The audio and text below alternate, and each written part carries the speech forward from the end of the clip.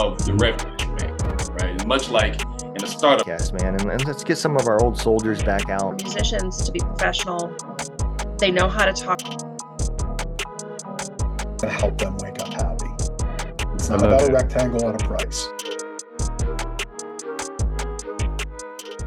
All right, y'all, we tuned in for another episode of Baked Out Radio Show. I am your host, and I have two guests. Actually, this is the first time I've had two remote guests. So this is the first episode for two remote guests. We're doing it. We have Mike and AJ, who are business partners, and the business is Anchorwave, correct, fellas? Yeah, we got a couple things going on. Our digital marketing agency is Anchorwave, but where AJ and I spend most of our time is actually coaching web and digital marketing agencies under our company, Agency Coach.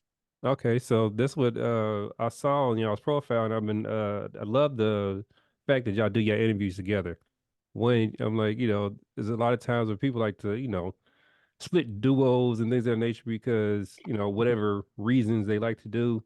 But I like seeing groups and stuff because I come originally from music and working with indie artists and stuff.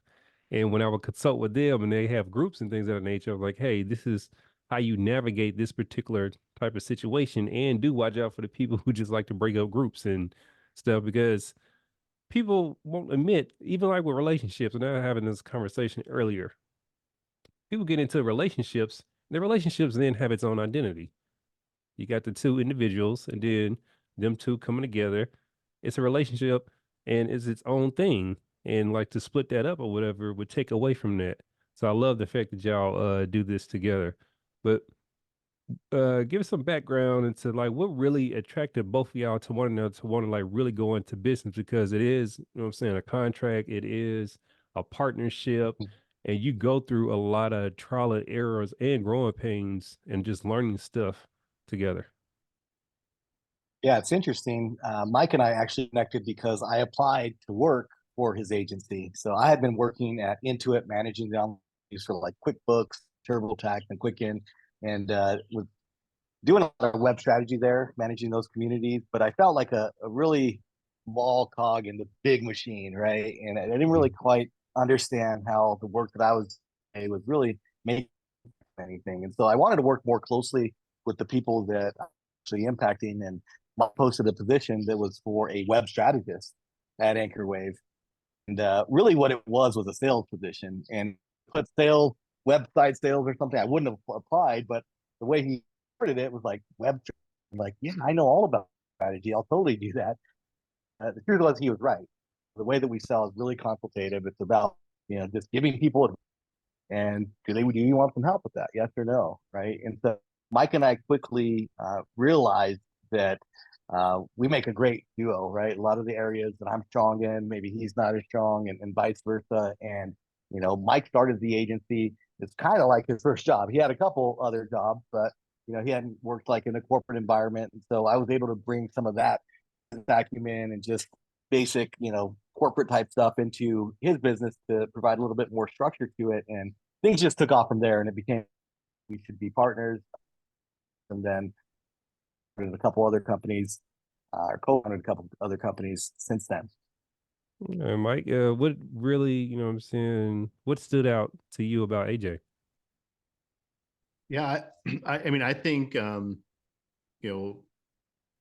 choosing a business partner was not on my list at the beginning. I kind of just went into this as like the solo guy trying to make stuff happen, but I ended up finding myself in a position where I had traded all my time for money, right? I was just so busy doing work. And so that's why I started hiring people, is because I was trying to figure out how to make a business run and not have everything fall on my shoulders. I think a lot of entrepreneurs who are starting out and people start businesses can relate to that.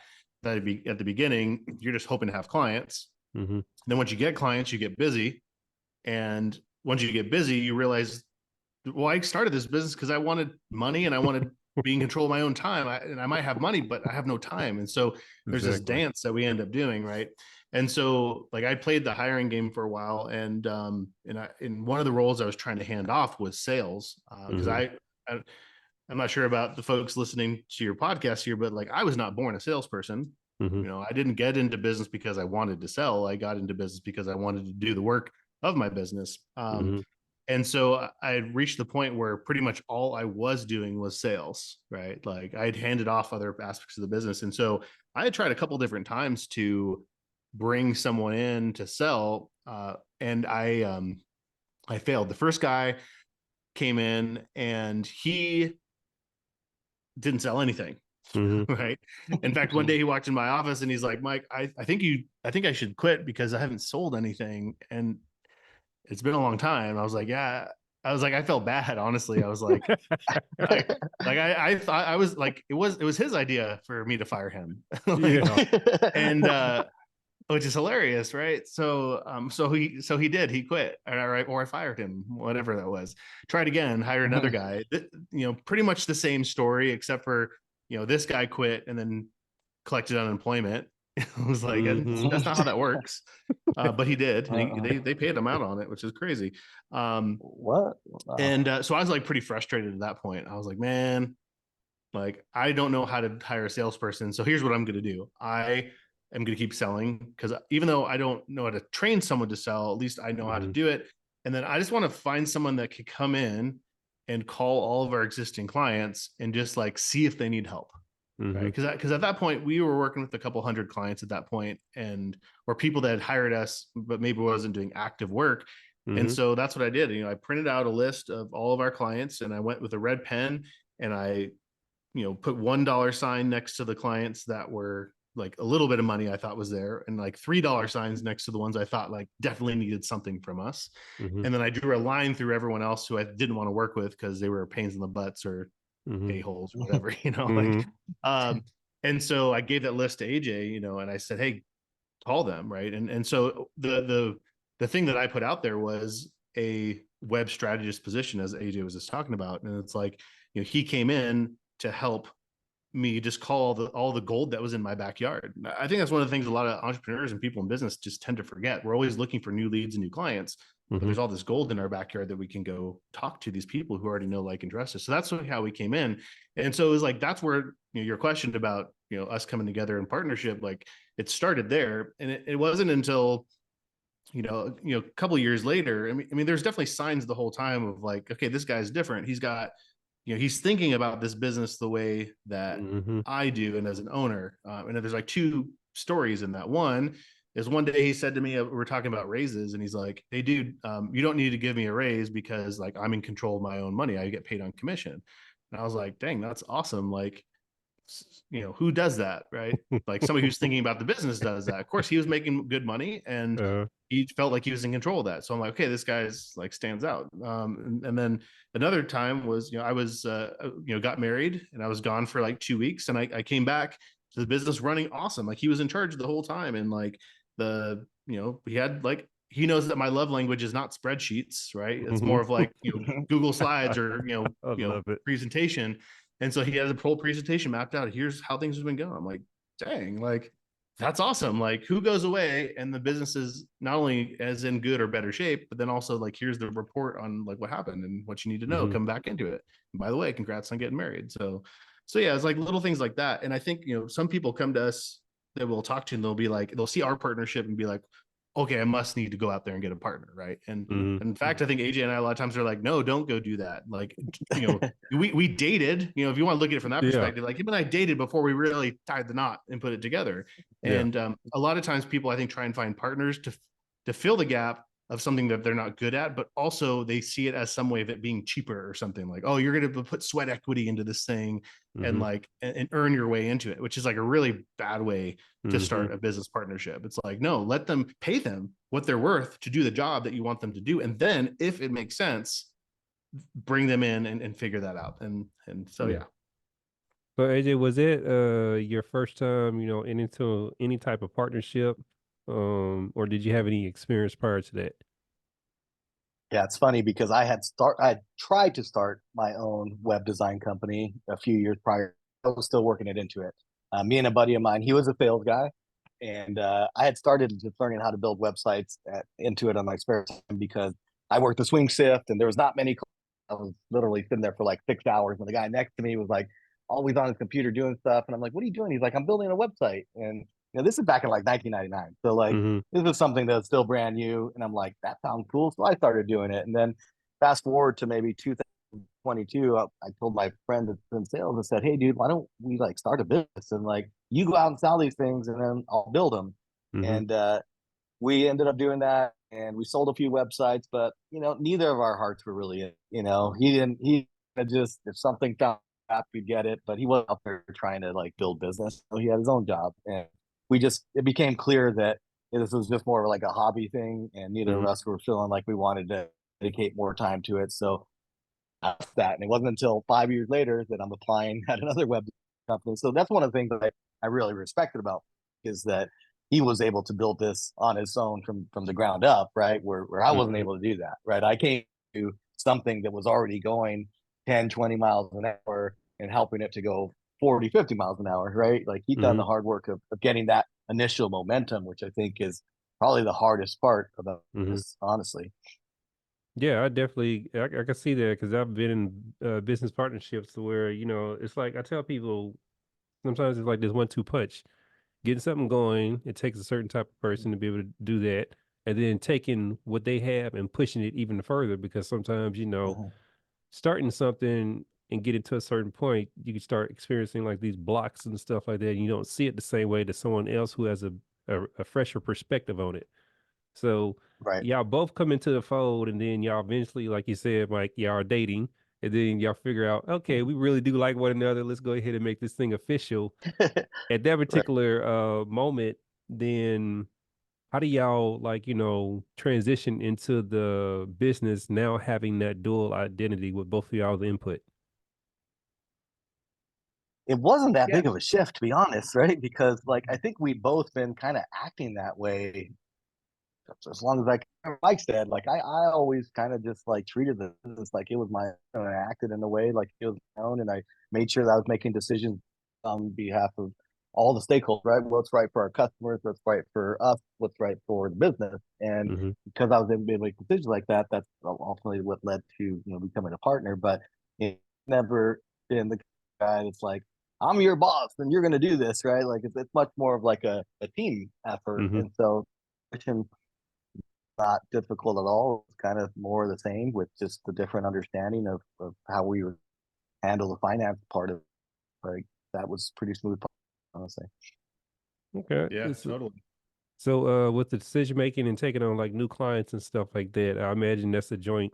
Y'all probably do consultations with people at the same time, right? Both being present. I Actually, mean, we definitely go ahead, Mike.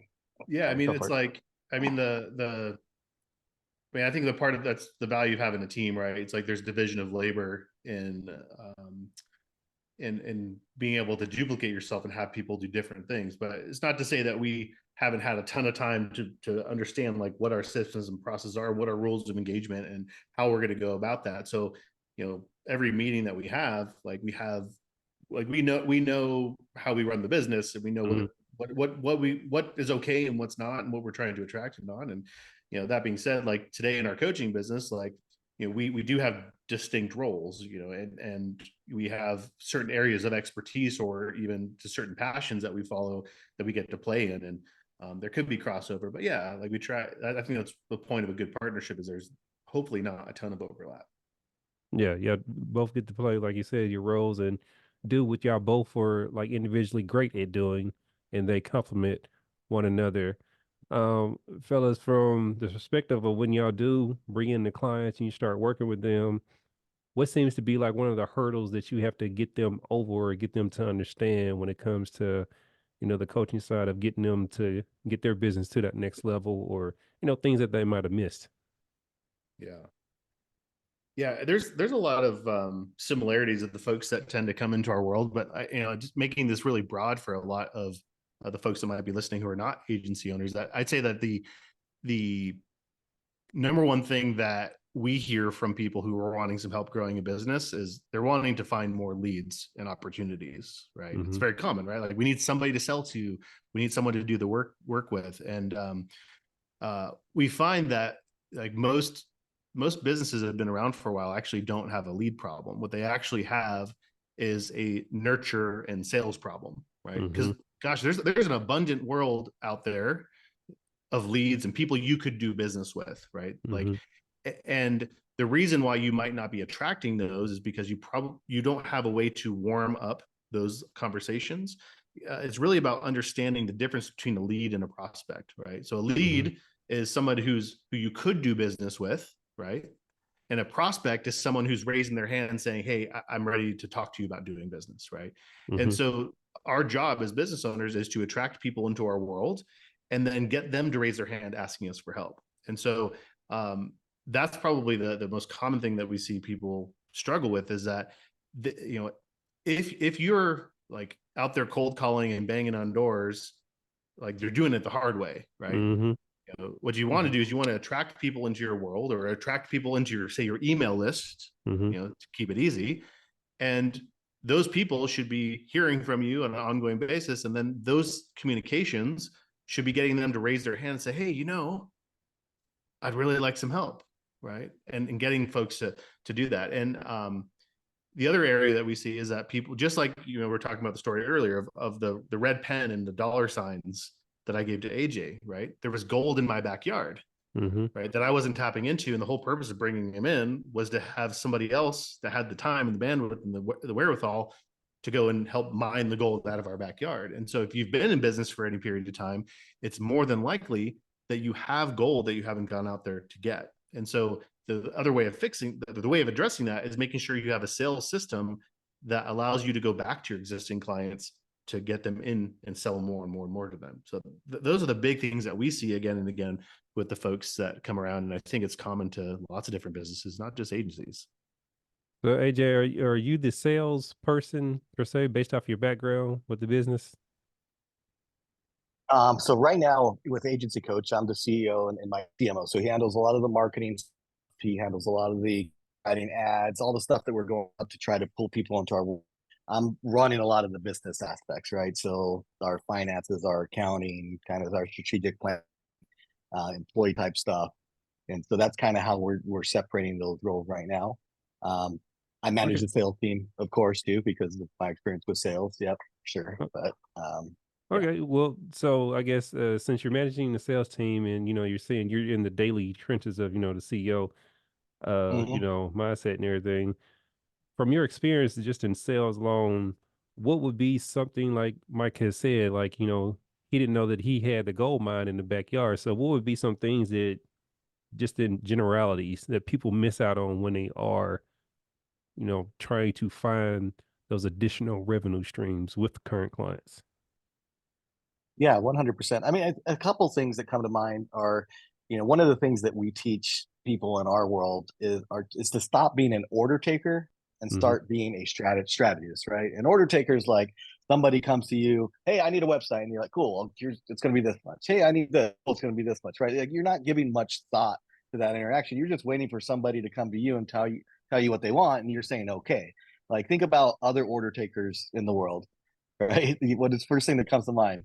Like a McDonald's or something, right? Like those Mm-hmm. people are going to get top dollar, right? Because what they're doing isn't providing a lot of value to the world. Like, don't knock on them. My first jobs were in fast food, but like it wasn't changing the world, right? What I was doing. Whereas, if you can transition somebody to be more consultative, like you think about who's more consultative in our world. Well, it's like the doctors or an architect or a lawyer, right? Those people can command a lot more money. And so when you talk about sales, like we always want to act as that consultative approach where I don't care why you came to me. Like I'm going to understand what your motivations and goals are, and then I'm going to provide you with recommendations because I'm the expert in this, right? Like you Mm-hmm. wouldn't go to a doctor and walk in there and say, "Hey, doc, man, I'm glad you got me in. I've been having this pain right here, and I mean, I did a bunch of research last night. I was on WebMD, and I think you're gonna have to pull out like part of my body here, right? Like go ahead and slice her open. Like, do you think the doctor's going to do that? Like, absolutely not, right? He's going to say, like, hey, like, hold up. Like, I'm not going to prescribe you anything. I'm not going to operate on you. I'm not going to do anything until I've asked some questions and I've evaluated you, right? Mm-hmm. And once I do those two things, I'll recommend you what you should do, right? And I think that's the way that we do sales at the agency. That's the way that we do sales and in our coaching business is like, look, tell me what's going on in your world. Tell me what you're trying to achieve. Is it that you want more customers? Is it you want more money? Is it you want to hire people? Whatever it is, so that I can look at that. Then I'm going to evaluate your business on all the key areas I think are important about running business. You know, how you're doing with lead generation, how you're doing with lead nurture, how you're doing with closing sales, how you're doing with service delivery, how you're doing with retaining clients, right? Once I evaluate and use those areas, I'm going to tell you where I think the bottleneck is or the problem is, right? And so Mm-hmm. you see like the different approach in those things. And Mm-hmm. when somebody feels like you took the time to understand who they are and what they're about, what their real goals are, provide them with that recommendation, they take that seriously, right? And it means something to them, right? Like same scenario, if you went to the doctor and said, "Hey, doctor, it hurts here," and he didn't ask you any questions and wrote you a script that said here, you'd be like, "Hey, are you gonna like look at something? Are you gonna ask me a couple of questions? Like, how do I know you're giving me the right thing, right?" But that's I think AJ, is you froze on your side, Mike? Yeah, he Oh, froze real quick. okay. that. You froze up. Oh, you Oh, froze up a little bit on us. sorry about that.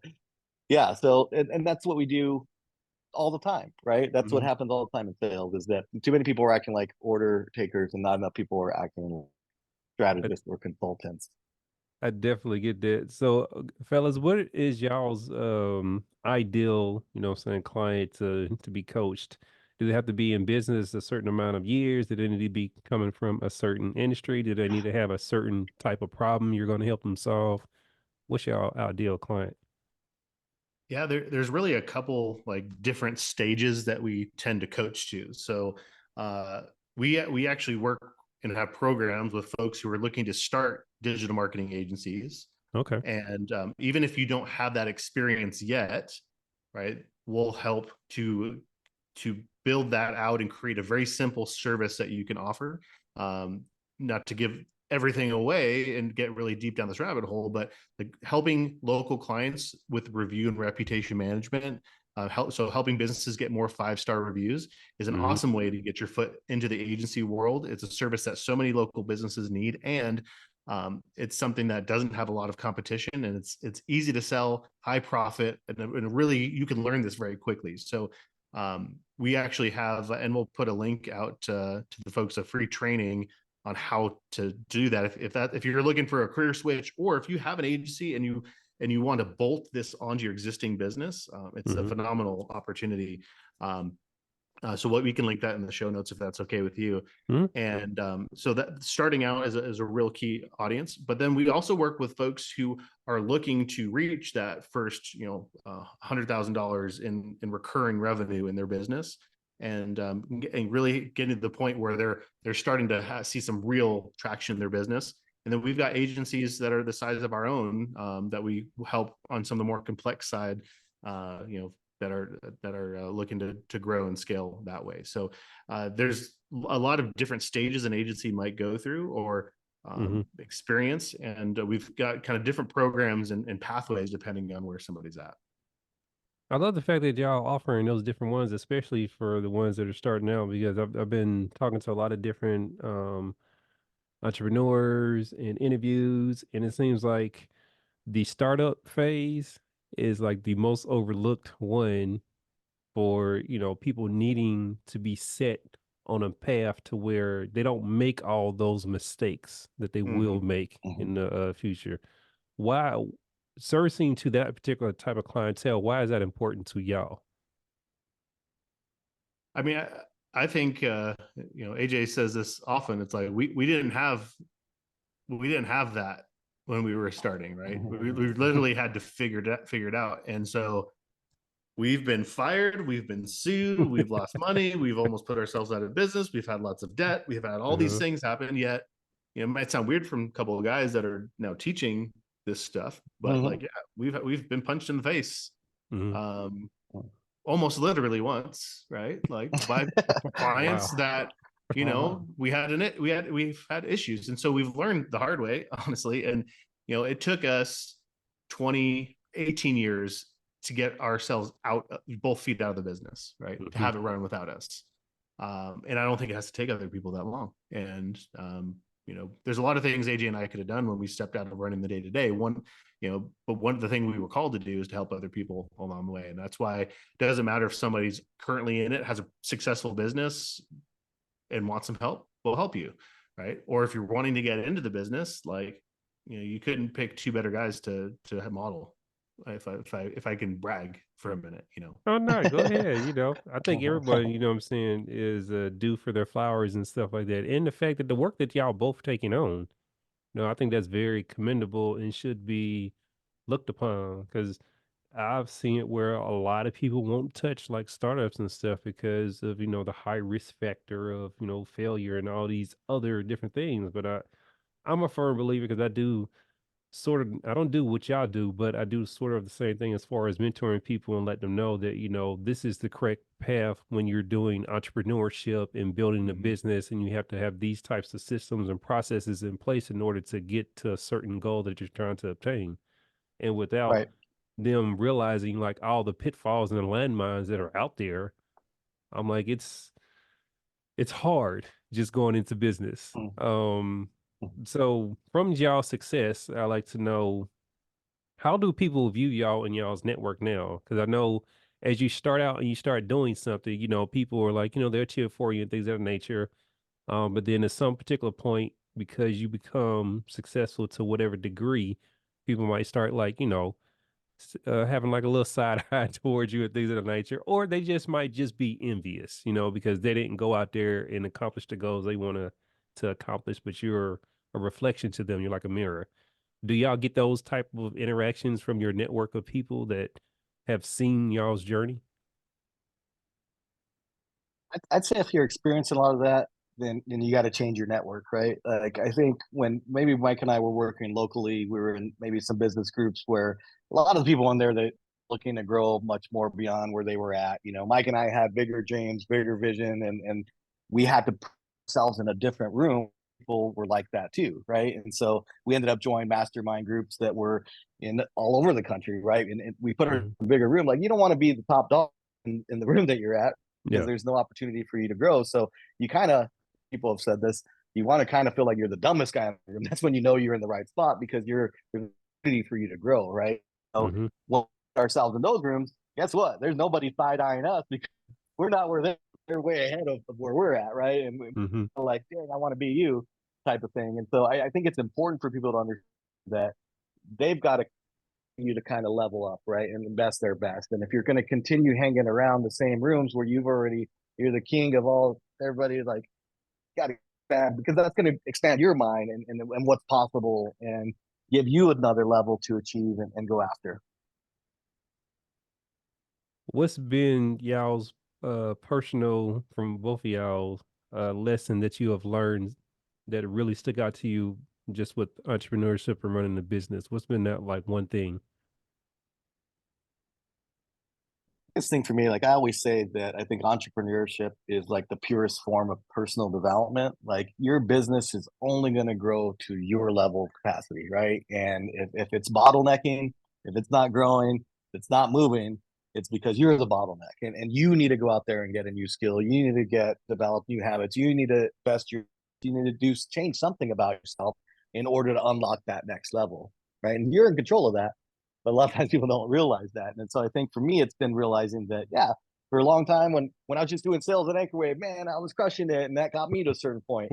But that wasn't going to get me to the next point, right? There's other things I have to get rid of, eliminate, move, change about myself in order to unlock the next one and the next one. And you're always in that spot where, man, there's some things that fit into the CEO role that I need to do differently than I've done in the past. I'm not quite there yet, but I'm working towards it, and trying to figure that out. But it requires me to be aware of that and then to do something about it and go out there and take the course or get the mentor or read the book or do whatever you got to do to make a different version of yourself. Mike, what's been yours? Yeah, I mean, it's a similar take on what AJ just said, but maybe from a different vantage point. It's like, growth happens outside of your comfort zone, right? So your business is only going to grow to the size that you're currently comfortable with. Hmm. And if you're wanting something to change in your life, it's likely through some level of discomfort or something that you might be avoiding. So I like to pay attention to the things that make me feel uncomfortable, or that I avoid doing because of how it's making me feel. And I like to ask the question of like, is my success or the next level like through that doorway or through that discomfort? And if the answer is yes, then what do I need to do to confront that? Because like, oftentimes it's not willpower that's going to do it, right? Like, it's not like, oh, I'm just going to be better, or I'm just going to like, yeah, I do think that there's sometimes where you could, feel the fear and do it anyway. And I think there's utility in that. But then it's also, if that doesn't cut it, who can help you, right? Should you hire a coach? Should you read a book? Should you go to therapy, right? All those things and more on the table to help you move through that. And what you might find is it's not so scary once you get some help. When a client comes into the business and they're being coached, what would be a practical timeline for them to recognize change and to see change happening within their business? And I imagine they change personally as well. Is it 3 months, 6 months, a year? What type of commitment that someone has to go into the process knowing that they need to commit this amount of time to be able to see change where they recognize it?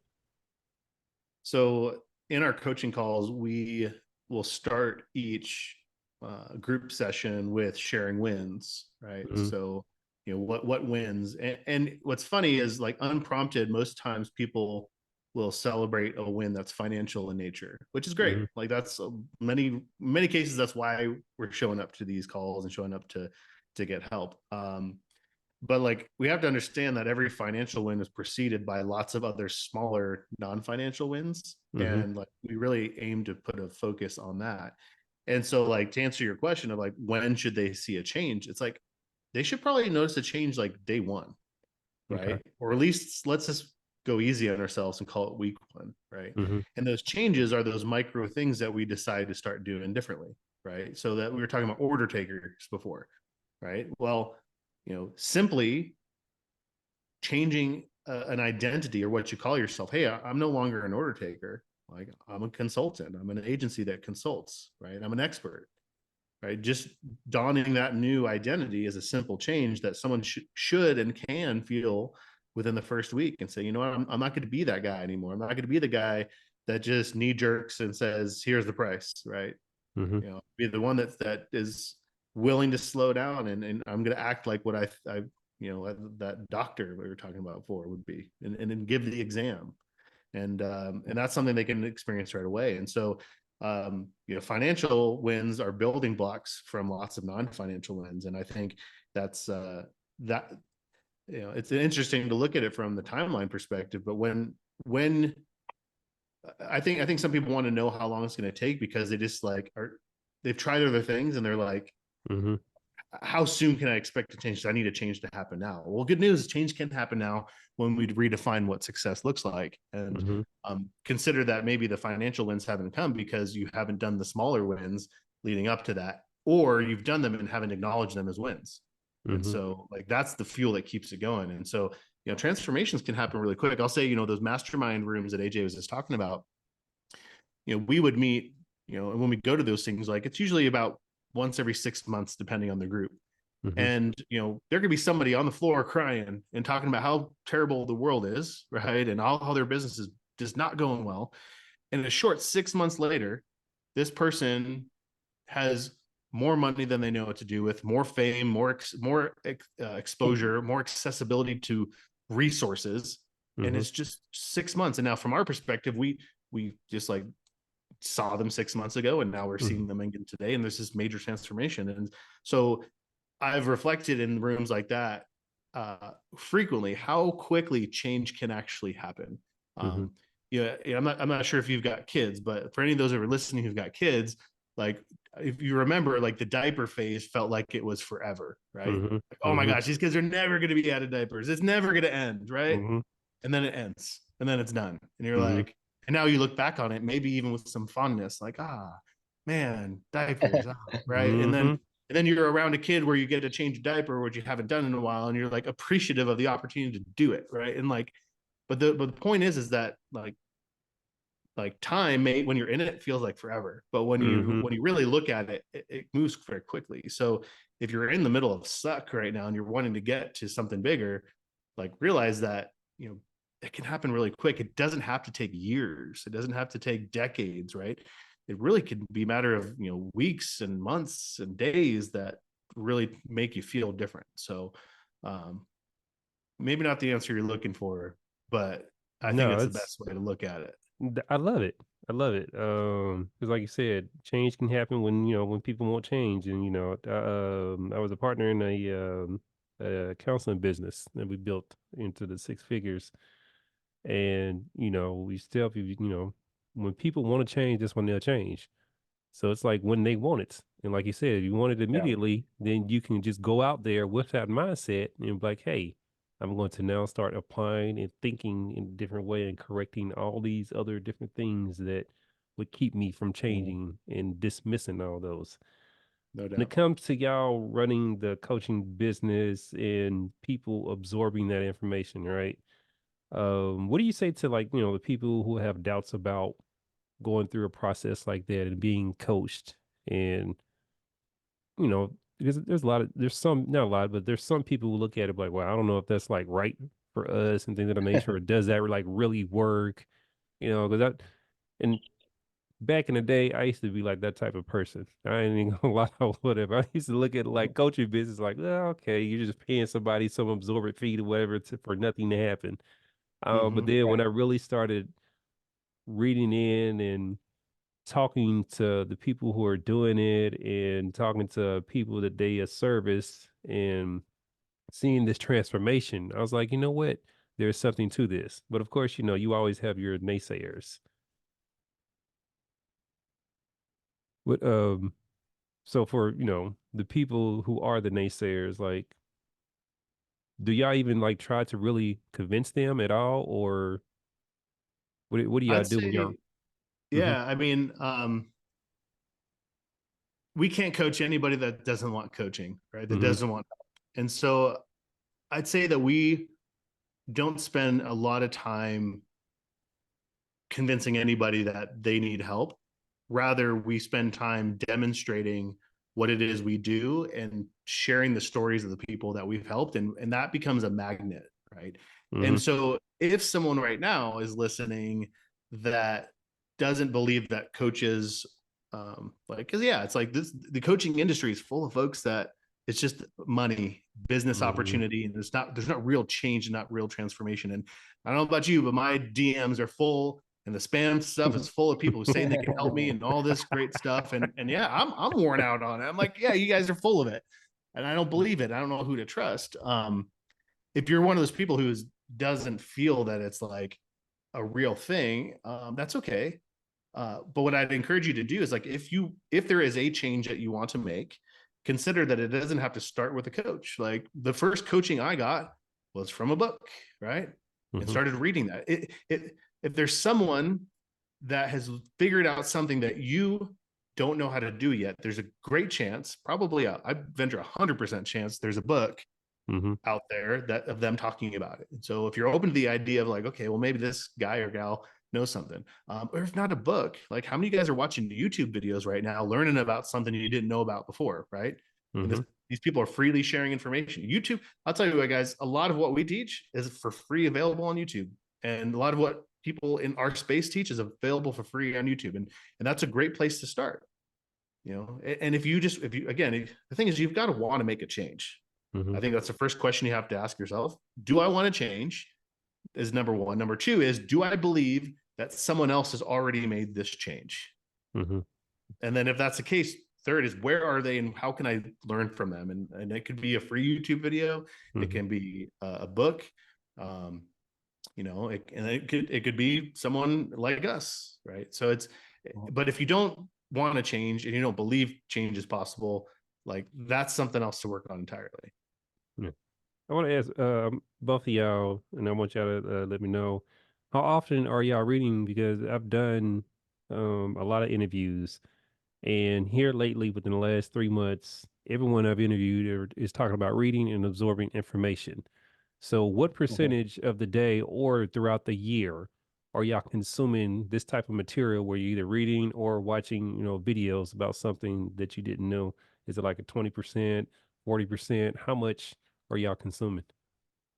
I mean, for me, I love Audible, and so I listen to a lot of audiobooks, and I'm also not afraid to start an audiobook and not like it, and I'll move on or I'll come back to things. So I mean, Mhm. pretty much every day I'm listening to an audiobook at some point, whether it's on a drive or on a walk or laying in bed at night. So like and I'll go through 3 books a month at a minimum, and maybe more if I'm counting like the half books that I start and read or kind of come back to. But my dad, early on in business, I was talking to me and I was like talking about a book I was gonna buy and hadn't bought yet. And he's like, "Oh, cool." Like, and then a couple of weeks later, he asked me, "How's that book you were talking about?" I was like, "I haven't bought it yet."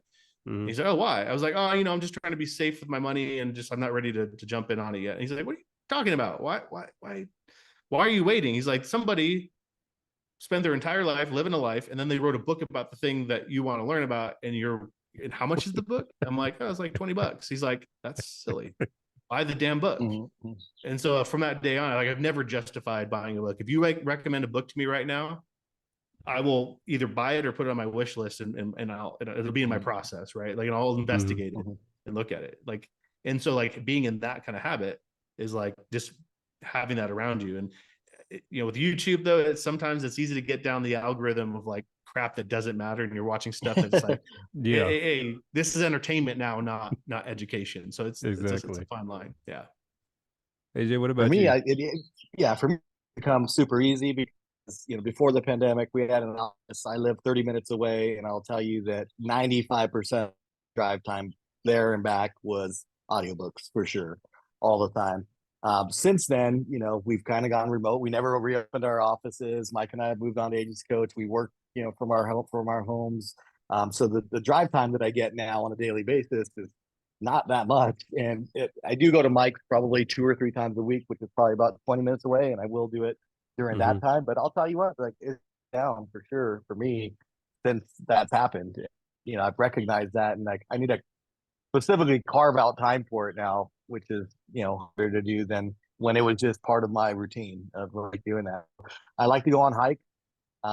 When I go on hikes is another good time to do that, and we'll certainly listen to some books, but just want to listen to nature too. So definitely balance those things out. No, I definitely get that and I understand that. But it's all about absorbing that information at the time that you had the time to do it, and then you retaining that information and putting that information to use. If there was anything that y'all could change about the digital space when it comes to marketing or coaching, and you had the power to do so, what would that change be? That's a good one. I think I would be. So I think one of the art challenges in coaching is remembering how often we have to repeat the fundamentals and the basics. And if I could somehow wave my magic wand and teach the fundamentals one time and like everyone got it, and then we could build on top of that, I feel like we could move a lot faster. But I don't think there's a magic wand that will do that. And I think that's okay. It's like I'm not a sports guy, but I make sports analogies often enough to be confused with one. But in basketball, they practice free throws all the time, right?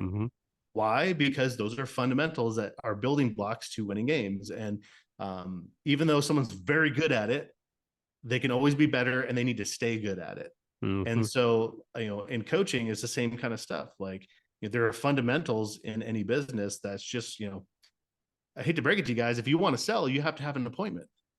Like, or if you're selling online, like you need traffic, right?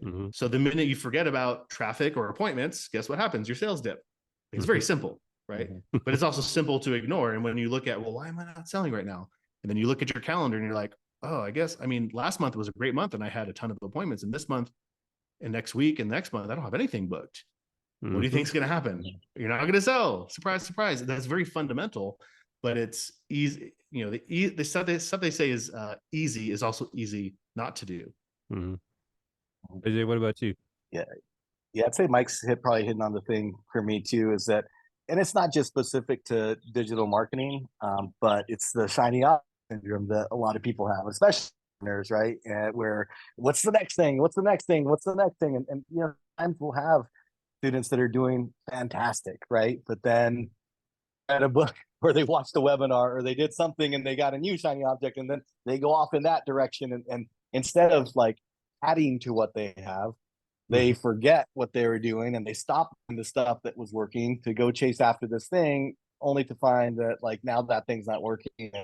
Oh crap, like because I'm doing this thing that you told me to do 4 months ago, right? So I think that's probably the thing that if I could change that one, be like for people to think of the shiny objects as more of an and, not an or, right? Like I heard this new idea, I'm going to do that and keep doing this other thing that's working in my business going. That's what I love it. Well, fellas, thank y'all for your time and, you know, being on the show and sharing all these wonderful gems that y'all shared, because y'all shared a whole lot of good gems. For the people who, you know what I'm saying, are interested, if they want to, you know, go to the website, things of that nature, where would they need to go? Yeah, we'll put a link to that training about reviews over at agencycoach.com/banked out. Okay. Banked out with 2 T's. Don't forget, Yeah, guys. yeah. You know what? I tell people that banked out with 2 T's. Well, you know, while we're at it, we'll just make the 1 T work too, just in case somebody forgets. So that's easy enough. But yeah, that's a great training. And yeah, I'd be happy to connect with anybody. I love getting messages from folks on Instagram. So if you ever want to hit me up at Mr. Mike Schmidt, and yeah, be glad to chat, whether it be about agency stuff or otherwise. All right. You can AJ, find do me you on have any? Instagram at Instagram at ant1832 where you can find me. All right. Well, fellas, appreciate it. Thank you for your time. Everybody out there, you heard it here first. There's a code, so you can go to that the webinar, right? Yeah. With the banked out and spell it with 2 T's, but just in case you forget one, it'll still be there. You'll be redirected to it. Thank you, fellas. Y'all keep supporting the platform, keep supporting everybody that we bring onto the platform, check them out, things of that nature. And y'all can always follow via social media, Banked Out Radio Show, and go to the website, bankedoutradioshow.com. I appreciate it, fellas. Thanks so Thank much. you. Thank you.